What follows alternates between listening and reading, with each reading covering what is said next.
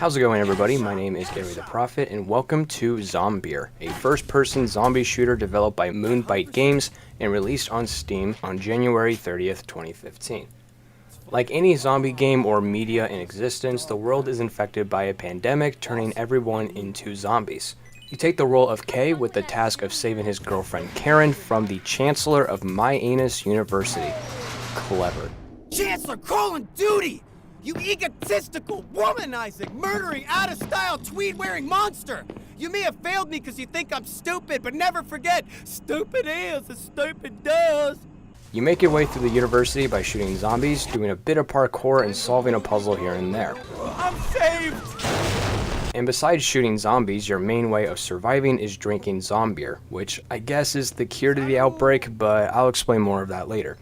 Zombeer took me a bit under 2 hours to complete on my first playthrough, and if I'm being quite honest, the game itself is not that great. I couldn't help but feel very underwhelmed by what I was playing, and it doesn't help that the game stops right when it got to a very tense situation. With that being said, even though it's not a great game, I would be lying if I said I didn't like it. For some reason, I enjoyed it, and I don't know why. When I first heard of Zombeer, I honestly thought it was some old forgotten PlayStation 2 game that somehow got a remaster, and that's solely because of the visuals. And don't get me wrong, I'm a big fan of this aesthetic. The cartoony art style, the vivid and bold color palette, and that old feel you would get from a PS2 game. It's honestly quite refreshing. It kind of reminds me of Psychonauts a little bit. And this, in my opinion, fits very well with what Zombeer was going for, this wacky, goofy, and over-the-top game.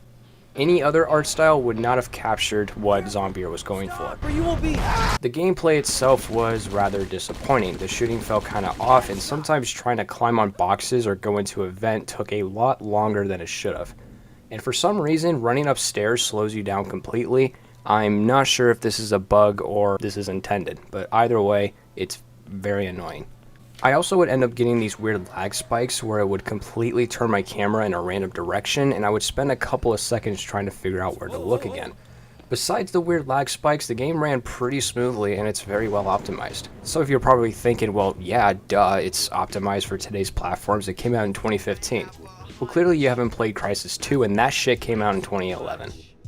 I also have more issues with the combat, not just the fact that it doesn't feel right. First of all, you are given only 4 weapons throughout the game. The first weapon you'll get is a pink dildo. It's more salmon colored. That you can use for a few zombies, and it's honestly quite garbage damage-wise.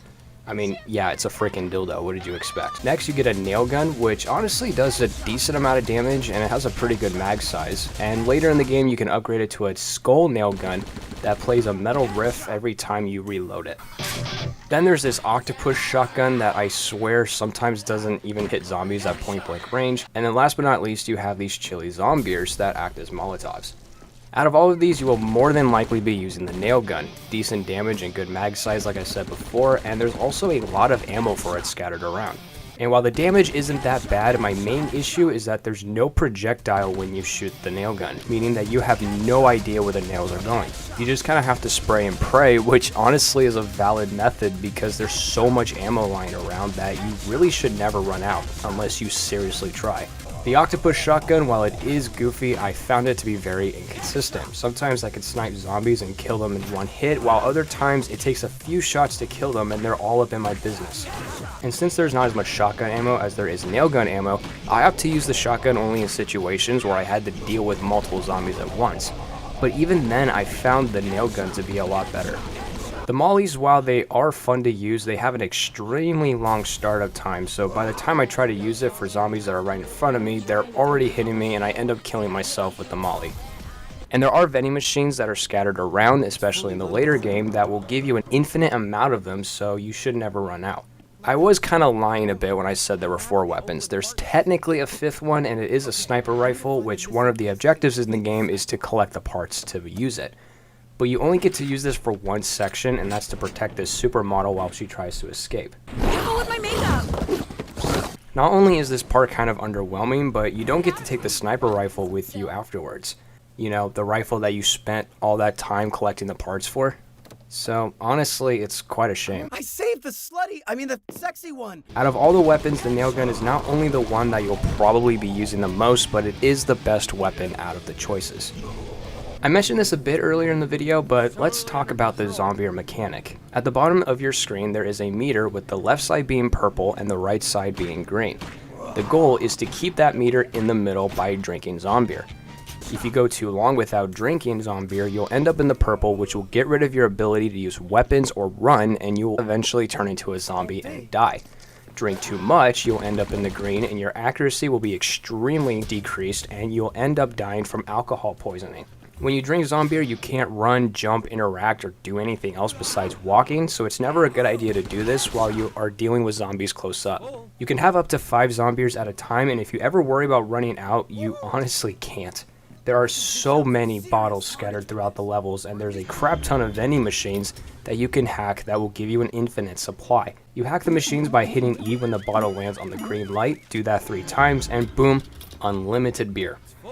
Landing on the purple light, however, the vending machine will alert nearby zombies, so be aware of that. This is, in my opinion, a very cool survival mechanic, and I'll give the developers props for that, but it's never an actual issue or concern since there's so much beer lying around, plus the vending machines that give you as much as you need.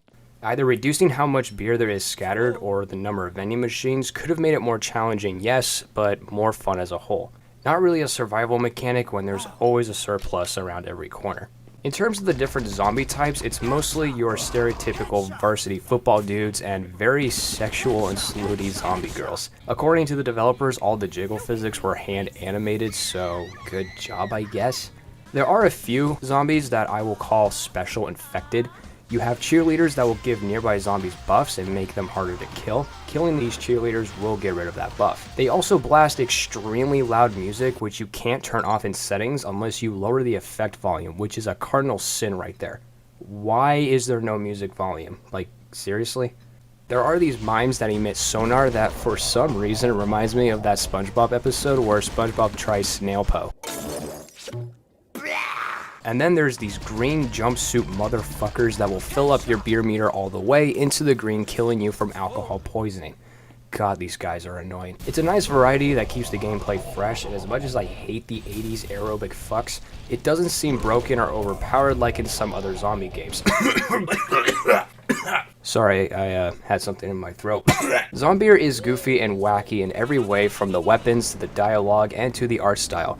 But I can't help but acknowledge the extremely high counts of pop culture references in this game. There are references of everyone and everything, from Super Mario, Saw, Portal, and Minecraft, and those are just shown in the first 10 minutes of the playthrough.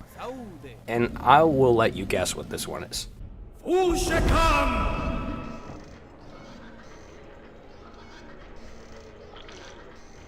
Like seriously, there are so many pop culture references in this game, it puts the Borderlands franchise to shame.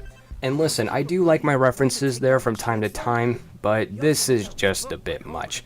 Yeah, it's funny, but it loses its humor very quickly, especially when every 10 seconds there's a new reference.